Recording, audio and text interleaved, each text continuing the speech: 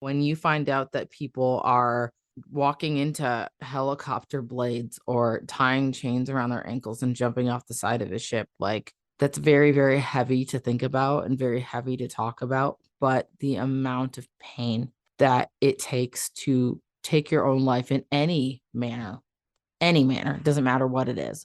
But that level of pain, it's like you shouldn't, you, me, anyone should not go to work, should not enlist in a service that is supposed to be taking care of us and end up feeling that much pain to ever feel like we need to take our own life.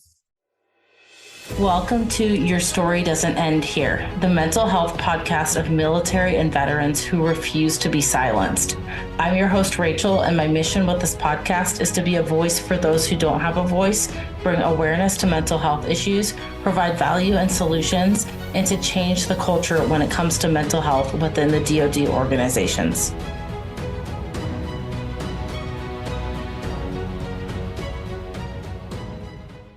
Hey everyone, it's Rachel. I think this is the most solo episodes I've ever done in 1 month. So milestones. But something I really wanted to talk about that's been on my mind the last couple of days is the mental health stigma. And the reason why it's been so much on my mind is because I think when we think about the mental health stigma, we think about a lot of similar things, like people being afraid to talk about mental health and, mental health being considered a very woo woo or touchy subject. And, we think back to the 80s and before that, when if you had mental health issues, you were literally deemed as crazy. And we had asylums not that long ago and lobotomies and the craziest of the crazy when it comes to mental health. But I want to talk about another side of things because this kind of ties into everything. And the reason why this has come up for me so much lately is because I am in the long drawn out process of planning for a community event in my area. And so some of you know, I'm in the Whidbey Island, Washington area. And this is a very, very military heavy community. And with that, I served at Naval Air Station Whidbey Island for a lot of my tenure in the military. And I don't like to really focus on command so much when I talk on my podcast. And same with my guests. A lot of times I leave it up to them because I don't want people to think that this problem with mental health in the military is a command thing. I want people to understand that this is a military thing. And then obviously on a larger scale, we have a nationwide problem, a worldwide problem, but this is something that is a problem throughout the military active duty community, the veteran community.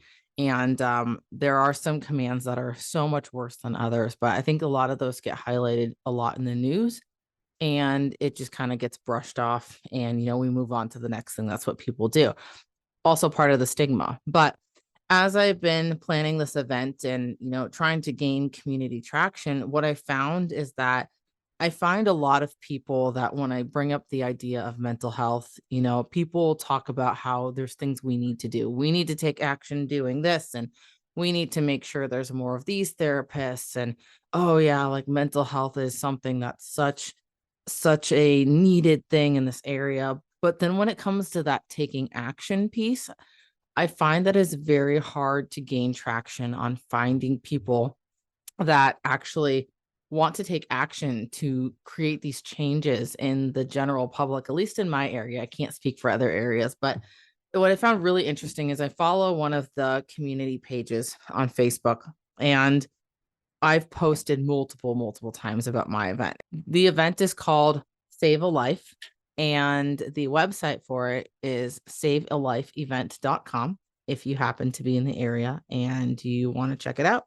But the bigger picture point that I'm trying to make here is that I've been talking about this event off and on for a couple months now. What's really cool about this event is that it really does highlight the mental health problem on the active duty side of the military, because it involves a private screening of a film called Stranger at Home, and this film doesn't actually release on to the public on PBS until November of this year. And so the cast is doing Q&As and these private film screenings across the country. And it's a really, really cool documentary that I think just barely scratches the surface, having lived through, my own mental health struggles in the military and seeing just how bad it can get from having experienced myself. But, I think it's a start, and I think it shows people just a glimpse of like, hey, this is bad. This is a problem. And this is what we can do to start making things better. So anyway, I'm not going to spend a ton of time talking about the film. StrangeratHome.org is where you can find more info about that specific film. But what is my point here? My point is that for the months that I will post on the internet about this event, and hey, military mental health is such a passion of mine, and things need to change. And there's 8 to 12 suicides a year that come out of this base alone. And that's nothing compared to other bases. And it feels like no matter how much I try to tell the community about what's going on, it just doesn't gain traction.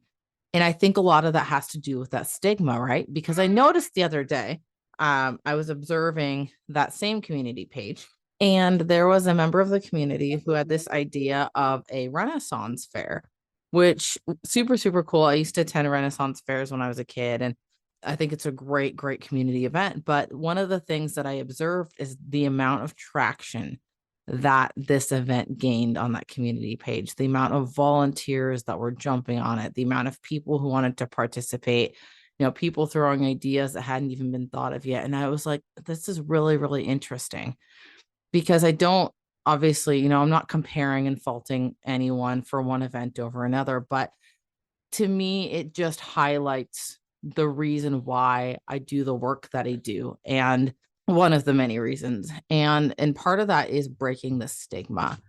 And I think people feel very uncomfortable with the idea of mental health. And I think people really want to be on board with it, but it's just one of those kind of out of sight, out of mind things.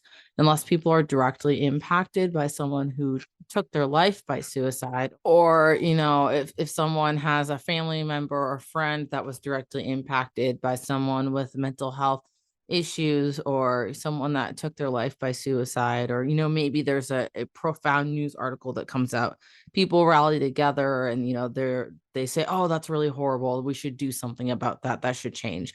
But then I think it creates this revolving circle where people think that the government is doing something to create change, and that's where this podcast becomes so deeply personal for me. And the event that I'm planning in the community becomes so deeply personal for me, because I know, and if you're active duty or you're a veteran, you also know that the government is not doing shit to make things better. They might think they are, or they might, talk back and forth about things. But if you listen to last week's episode and heard a little bit about what Jenna said about the political side of things, there is the political red tape when it comes to anything dealing with the government, much less mental health. And, unless people outcry enough, things don't change. And that is one of my major goals of this platform, is that, when people ask me, why do you do a podcast? Or I tell people about my podcast, I always say, I feel like if the civilian population knew how bad mental health was in the military, they would be outraged. I was on a podcast with someone else. Tea Time with Tara is her podcast. Go check out that episode. But I was telling her the different ways that people take their lives in the military, and we got really deep in that conversation. And her jaw dropped to the floor when I was telling her, because the amount of pain that you have to be in to do what some of these people in the military do is beyond belief, honestly. It going back to the stigma, because everything goes back to the stigma of mental health. I think when people see certain modalities of suicide, I think people try to search for not only the meaning in someone taking their life, but I think that people try to find comfort in, oh, it was really quick, or they didn't suffer. So yeah, it's really sad that they took their life, but they didn't suffer. I think, and don't quote me on this, please, because every single person processes that type of stuff differently. I know for me personally, when someone dies, it doesn't matter if they took their own life or if, it was some other way that they passed away. I do find comfort in knowing that they didn't suffer because it's like that last thing that I can grasp onto for the last little bit of their life. But, when you find out that people are walking into helicopter blades or tying chains around their ankles and jumping off the side of a ship, like that's very, very heavy to think about and very heavy to talk about. But the amount of pain that it takes to take your own life in any manner, doesn't matter what it is. But that level of pain, it's like you shouldn't, you, me, anyone should not go to work, should not enlist in a service that is supposed to be taking care of us and end up feeling that much pain to ever feel like we need to take our own life. So I guess where I come from, where I'm coming from here, I get extremely frustrated and I try not to because I understand that the reaction that I'm getting is exactly why I do the work that I do. And my vision doesn't necessarily match the energy of the public. But I do meet so many people, mostly vets, combat vets, active duty, just other service members in general who understand why I do what I do. And they thank me and they are so on board with it. And I think there's a lot more of us out there. I know I meet new people every single day that have a similar vision to me. And it might take years to actually achieve my overall vision, but I'm going to share with you guys what my vision is because I think it's important to share these things. And so you know where my heart lies and what my mission is. But on a local level here where I'm at, and I think it'd be so cool to see this in other areas, I would love to see a hub for military and veterans that not only serve as a mental health space, a mental health hub for those resources, but a hangout for active duty and vets, resource for new families coming to the area that, maybe don't know where to look. Because I think we see a lot of people asking on Facebook and trying to find, be pointed in the right direction, especially in these smaller military communities. But there's not like a singular place to go. And that can be very confusing, especially around here. If you've been to Whidbey Island, you already know. If you haven't, then come visit sometime. It's not a bad little community. It's, it has its quirks to it, but having this hub and this brick and mortar building that's just a safe space for military and vets where, we have leadership resources, we have mental health resources. We can help you with your transition out of the military. You can just hang out if you need a place to just take a load off. I want this space to be that place. And so that's probably like my 5-year vision and goal for my community. On a larger scale, I would love, love, love to start a weekly mental health support group where, military and vets, we just get together, hang out, and have a place to just have that community again. I think so many of us lose that community when we separate. And, we go from this job field where we show up in the morning or in the evening or late at night and we complain together and we go through it together and we're on the road together and we go through the suck, we go through the good times, the bad times. I mean, you lose that when you get out. And so that's kind of my vision more on a nationwide and a global scale. But I'm going to continue to do the podcast. I'm going to continue to do the work and put as much out there as I can. If you know anyone who has a similar vision or who would want to support the vision and wants to support the community event that I am working on, savealifeevent.com. I'll make sure to put a link in the description for anyone that wants to support that and be on the lookout for more events. I eventually would like to be able to travel around and do more events in other areas. Again, long-term vision, but I think that change when it comes to mental health, it starts with us. I don't think that the government's something that we can rely on at the end of the day to create the changes we need. Because let's be real, the E3 in the military is never going to be fully honest with the O10.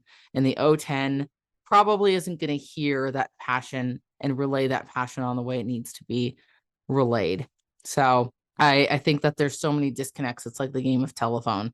And then that's where we're probably not going to see those changes that we need to see for a really, really long time. But I did connect with someone the other day. Brandon Brown is his name. And he is doing some work on the active duty side and actually has a survey out right now to help implement programs for active duty. So I will also put some information about that in the description box for anyone who's active duty. Please make sure you go check that out. I know surveys are mundane and they're monotonous and we all hate them, but this one is actually a really important one that is going to help out a lot when it comes to the mental health side of things on the active duty side of the military. So I will continue to share any resources that I find, any people that I come across that I think will be helpful to you. I'm going to continue doing the work on my end. Please know if you are active duty, if you're a veteran, there are so many people out here that are fighting for you to have the things that you need at the times that you need them when it comes to mental health resources. But at the end of the day, no one is going to look out for you as much as you are going to look out for you. So please make sure you are taking care of you. You are what matters the most in this entire world. And I hope that you are living the life that you want to live and that you are chasing your dreams and that you feel fulfilled and that you find happiness in this life. And if you are in a place where you don't feel fulfilled and you don't find happiness in this current moment, try different things, see what you can find that, might spark joy for you. And it might be something super simple. It might seem stupid to other people. Doesn't matter. It makes you happy. And again, that's all that matters. So just wanted to come on here and share a piece of my heart today. And I hope that this resonates with some of you. Know that the stigma for mental health, it really does run so much deeper. And it's something that we need to break. And the way we break it is by continuing to have conversations. So make sure you check out the show notes for all the links I'm going to post.